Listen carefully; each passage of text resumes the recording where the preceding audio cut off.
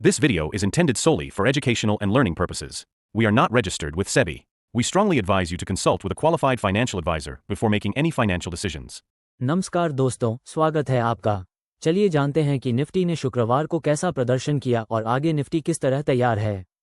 अगर निफ्टी का चार्ट देखें तो निफ्टी शुक्रवार को 124 पॉइंट नीचे क्लोज हुआ। पिछले दिन निफ्टी ने अपने हाई लेवल को क्रॉस करने की कोशिश की थी लेकिन टिक नहीं पाया और शुक्रवार को एक रिवर्सल देखने को मिला। थर्सडे को निफ्टी ने 26,192 पर दूसरी सबसे अच्छी क्लोजिंग दी और 26,246 पर तीसरा सबसे अच्छा हाई दिया। निफ्टी पिछले 6 सेशन से 25,800 से 26,100 की रेंज में ट्रेड कर रहा था, लेकिन गुरुवार को एक ब्रेकआउट मिला। हालांकि शुक्रवार को यह ब्रेकआउट टिक नहीं पाया और निफ्टी वापस अपनी 25,800 से 26,100 की रेंज में लौट आया। निफ्टी ने अपना सपोर्ट लेवल 26,100 तोड़कर उसके नीचे क्लोज किया।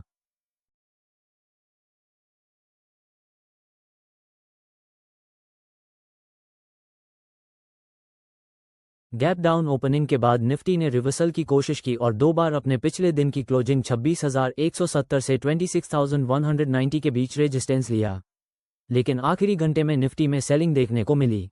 इसका बड़ा कारण हो सकता है डॉलर का मजबूत होना और रुपया का कमजोर होना। डॉलर की बात हम थोड़ी देर में करेंगे। भारतीय मार्केट पर अमेरिकी मार्केट का असर भी साफ दिखा। जैसा कि पिछली वीडियो में बताया था, अमेरिकी मार्केट कमजोर हो रही है और उसका असर भारतीय मार्केट पर भी पड़ सकता है। बुधवार को एनवीडिया के मजबूत रिजल्ट के बाद अमेरिकी मार्केट में एक छोटा सा पुलबैक देखने को मिला और उसी दिन भारतीय मार्केट में भी मजबूती आई और निफ्टी ने 26,100 के ऊपर ब्रेकआउट दिया।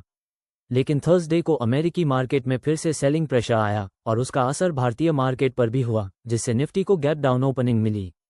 अब बात करते हैं डॉलर की। शुक्रवार को रुपया रिकॉर्ड लो 89 रुपये और 54 पैसे प्रति डॉलर पर चला गया।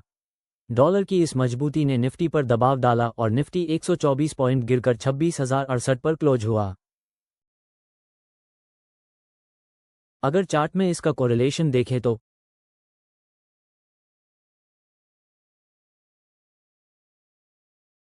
डॉलर में भी मजबूती 2:35 के बाद देखने को मिली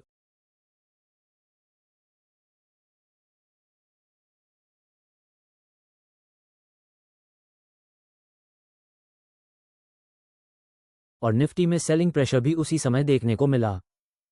अगर डॉलर की बात करें कि डॉलर के कारण इंडियन मार्केट इफेक्ट क्यों होती है, इसका कारण है कि जब अमेरिकी डॉलर भारतीय रुपये के मुकाबले मजबूत होता है तो इंपोर्ट महंगे हो जाते हैं। इससे इन्फ्लेशन का दबाव बढ़ता है और कंपनियों के मार्जिन पर असर पड़ता है, खासकर उन कंपनियों पर जो इंपोर्ट पर निर्भर हैं।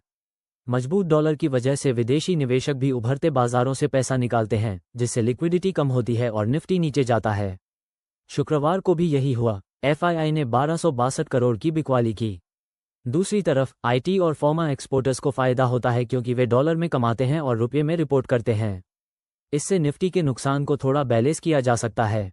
टेक्निकली देखा जाए तो निफ्टी का यूएस डॉलर इंडेक्स से उल्टा रिश्ता है। जब यूएस डॉलर इंडेक्स बढ़ता है तो निफ्टी दबाव में आता है और जब यूएस डॉलर इंडेक्स गिरता है तो निफ्टी में तेजी आती है।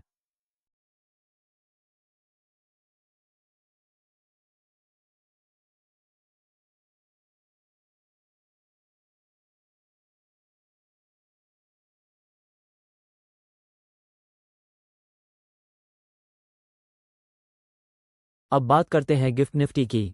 गिफ्ट निफ्टी 26,185 पर सेटल हुआ। पिछले दिन गिफ्ट निफ्टी ने 26,200 से 26,220 के बीच रेजिस्टेंस लेने की कोशिश की थी। गिफ्ट निफ्टी में भी 26,300 के आसपास एक रिट्रेसमेंट दिखा।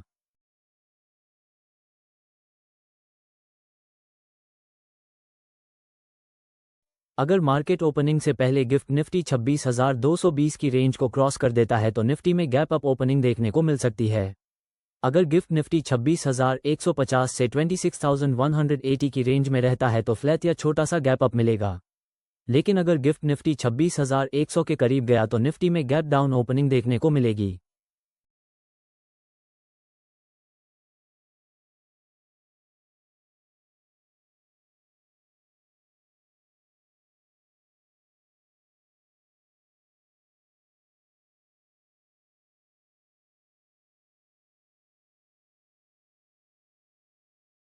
निफ्टी के कर्ट लेवल की बात करें तो 26,175 निफ्टी के लिए एक रेजिस्टेंस का काम करेगा और 26,200 से 26,250 एक स्ट्रॉन्ग रेजिस्टेंस रहेगा। नीचे की तरफ देखें तो निफ्टी फिर से अपनी 25,800 से 26,100 की रेंज में आ गया है। 26,000 का लेवल एक अहम सपोर्ट है। अगर 26,000 टूटता है तो निफ्टी में सेलिंग प्रेशर आ सकता है और निफ्टी 25,800 के अहम लेवल को छू सकता है, यानी 26,200 और 26,000 निफ्टी के लिए मेक और ब्रेक लेवल हैं।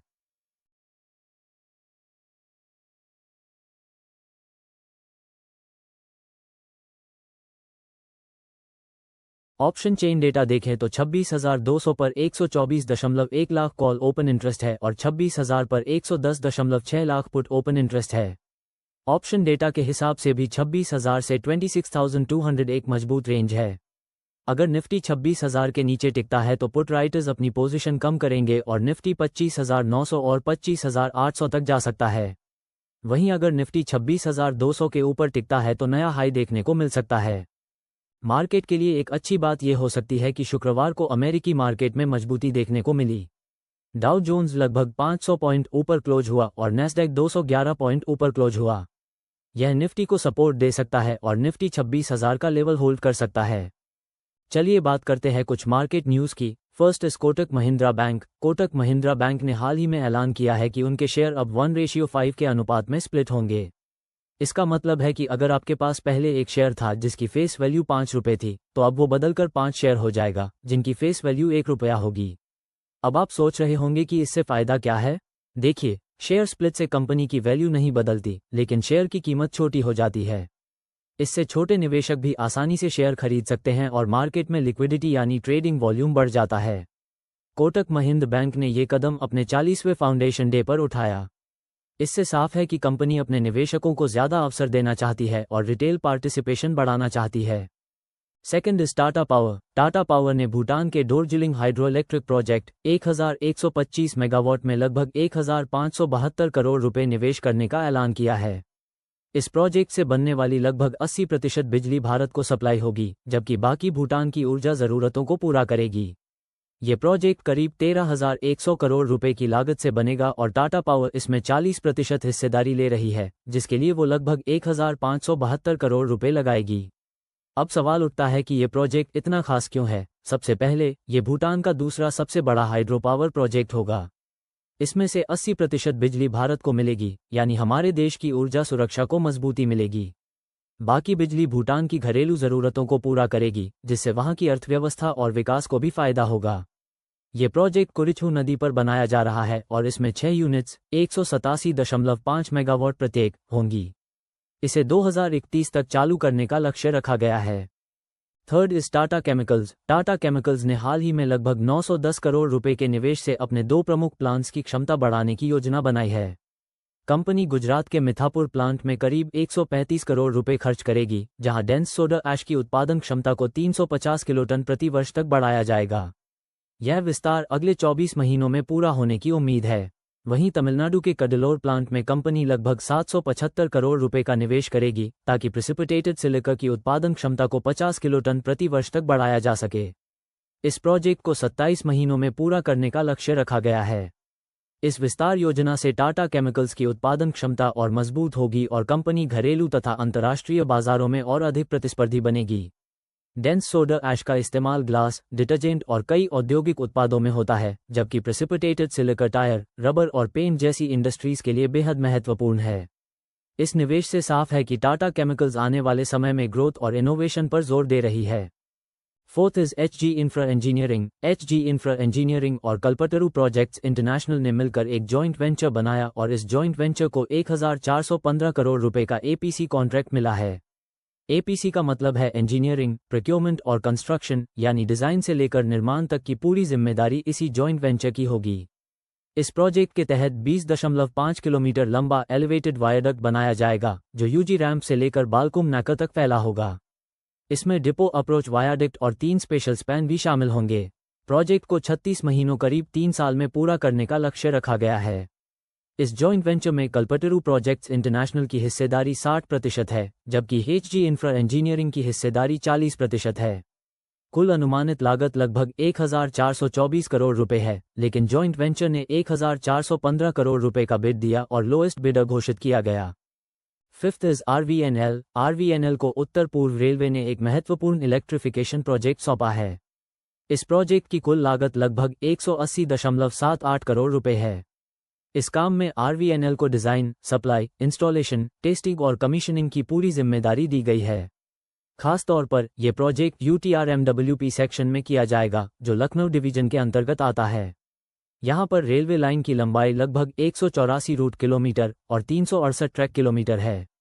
इस इलेक्ट्रिफिकेशन का मकसद रेलवे की क्षमता बढ़ाना और सिस्टम को और मजबूत करना है। RVNL ने इस प्रोजेक्ट के लिए लोएस्ट बिडर के रूप में बोली लगाई थी और कॉन्ट्रैक्ट जीत लिया। प्रोजेक्ट को पूरा करने की समय सीमा 24 महीने यानी लगभग 2 साल रखी गई है। ओके गाइज, मिलते हैं अगली वीडियो में। All shares related news in last part of video are sourced from publicly available news reports, financial publications, and official releases. This content is prepared for educational and informational purposes only.